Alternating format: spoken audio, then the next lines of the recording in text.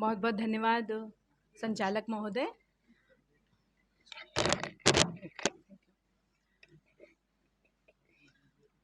आप सभी यहाँ पर उपस्थित अधिवक्तागण और मंचासीन महोदय सभी को जय भीम, नमो बुद्धाय।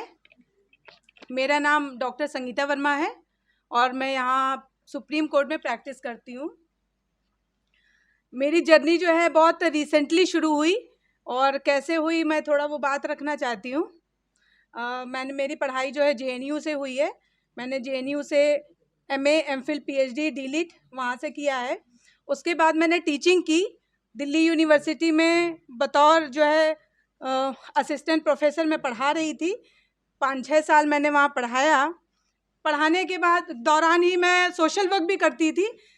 बहुत सारे इलाके चूज़ करती थी, उन इलाकों में जाना, काम करना, अपने लोगों के बीच में जाना, क्योंकि मैं देखती थी कि समाज जो है, असली समाज जो मिलता है वो गाँव में मिलता है, वो जो झुग्गी झोपड़ियों में मिलता है। क्योंकि दिल्ली में बड़ी बड़ी बिल्डिंग्स दिखाई देती है, बिल्डिंग्स के अंदर रहने वाले लोग संपन्न हैं, उनको मुझे लगता है कि, और आप देखेंगे कि वोटिंग भी जो होती है, वोटिंग का परसेंटेज देखें तो वोट देने वाले लोगों का जो परसेंटेज होता है ज़्यादातर मिडिल क्लास और लोअर मिडिल क्लास जो है वोट करता है।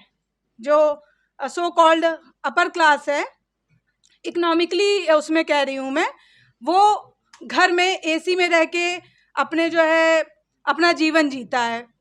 तो जो समाज मैंने देखा, मुझे लगा कि हमारे समाज को ज़रूरत है कहीं ना कहीं जो टीचिंग मैं कर रही थी, टीचिंग से मुझे लगा मैं उतना बेनिफिट समाज को नहीं दे पा रही हूँ, और जो टीचिंग का बेनिफिट मैं दे सकती थी वो मैं वैसे भी दे सकती हूँ।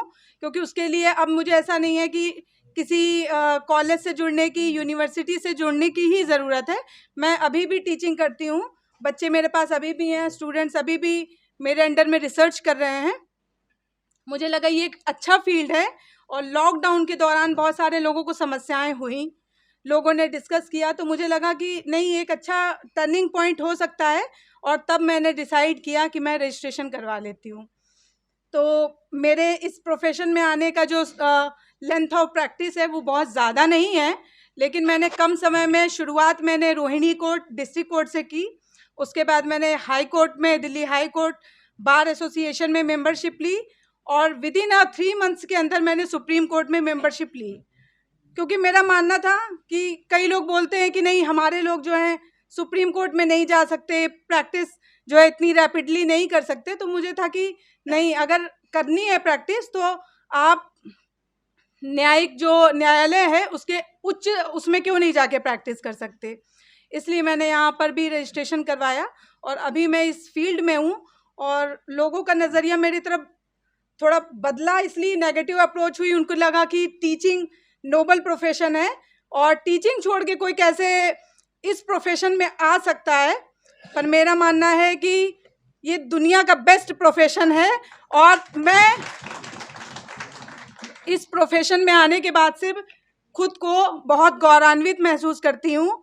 और मेरा कॉन्फिडेंस लेवल भी मुझे लगता है कि कई हज़ार गुना बढ़ा है इस प्रोफेशन में आने के बाद। क्योंकि मुझे लगता है कि इस प्रोफेशन से आप जो है समाज को बहुत कुछ दे सकते हैं। क्योंकि एक जो ज़रूरत जो समाज को है, हमारे जो लोग हैं, हम देखते हैं कि हमारे लोगों को न्याय नहीं मिलता, और न्याय जो है हाई कोर्ट और सुप्रीम कोर्ट में तो आ ही नहीं पाता है। 90% हमारे लोगों के जो केसेस हैं वो डिस्ट्रिक्ट लेवल पे और लोअर लेवल पे ही दम तोड़ देते हैं। वहाँ पे हम देखते हैं कि केसेस जो हैं, किस तरह से आप पुलिस में जाते हो, वो रिपोर्ट नहीं लिखते, FIR दर्ज नहीं करते, आपको थाने पुलिस चौकी के प्रेमाइसेस में घुसने नहीं देते। बहुत दबाव होता है तो FIR दर्ज कर लेते हैं, लेकिन सेक्शन कौन से लगाने हैं उनके दिमाग में सेट है। क्योंकि जैसे कि बात हो रही थी कि न्यायिक चरित्र वाले व्यक्ति ही न्याय दे सकते हैं, और जब चरित्र ही न्यायिक ना हो और हमारे लोग वहाँ हों ही ना, तो हम न्याय की उम्मीद कैसे करेंगे उनसे। गला थोड़ा सूख रहा है हल्का सा। अब मैं बात करना चाहूँगी, थैंक यू।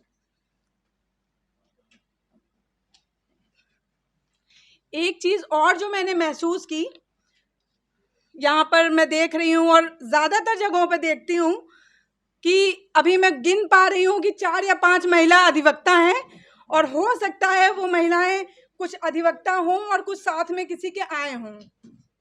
तो ये कमी मैं हमेशा महसूस करती हूँ। और जो न्यायिक चरित्र की बात हम कास्ट के अंडर में करते हैं कि भाई अगर सो कॉल तथाकथित लोगों का अगर चरित्र हमारे प्रति, नज़रिया हमारे प्रति अच्छा नहीं है तो वो हमें न्याय नहीं देंगे।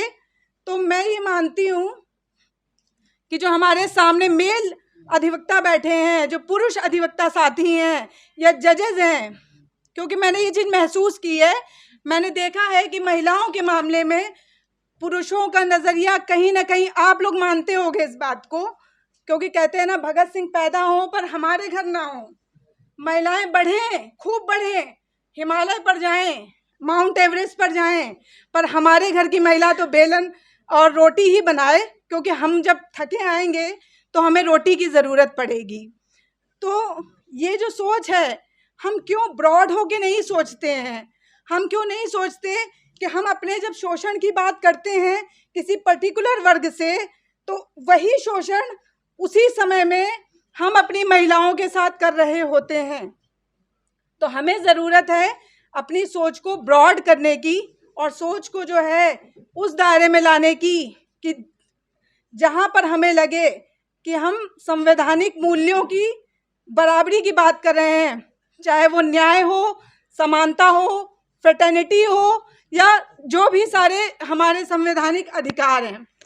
तो चूँकि समय की बाध्यता है और मुझे जो कहना था, बहुत सारे पॉइंट्स मैं सुबह से नोट कर रही थी, लेकिन स्पीकर्स इतने सारे थे कि सब बोलते गए और मैं अपने पॉइंट्स लगातार कट कर रही थी, क्योंकि देख रही थी ऑलमोस्ट सब कवर हो चुके हैं।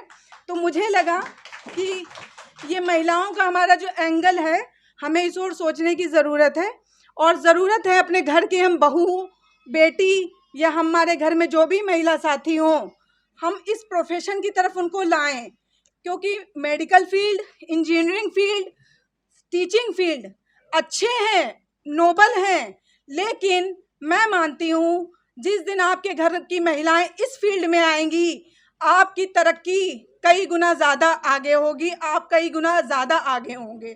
तो इसलिए इस प्रोफेशन को गलत तरीके से, जो लोगों का नज़रिया है, अरे महिला है, 4 लोगों से बात करनी होगी, बाहर निकलना होगा, पुरुषों से बात करेगी, वो नज़रिए से थोड़ा सा अपने को जो है नैरो माइंड को ब्रॉड माइंड में लाना होगा, और जो है इस प्रोफेशन के लिए लोगों को मोटिवेट करना होगा। और अच्छा लगा इतने सारे अधिवक्तागण को देखकर, और एक अच्छी खुशी होती है कि सब बहुजन समाज से हैं, तो हम अपनी बात को खुल के भी कह सकते हैं, हम अपनी बात को अच्छे तरीके से रख सकते हैं। इन्हीं बातों के साथ मैं अपनी जो है वाणी को विराम देना चाहूँगी। Thank you so much.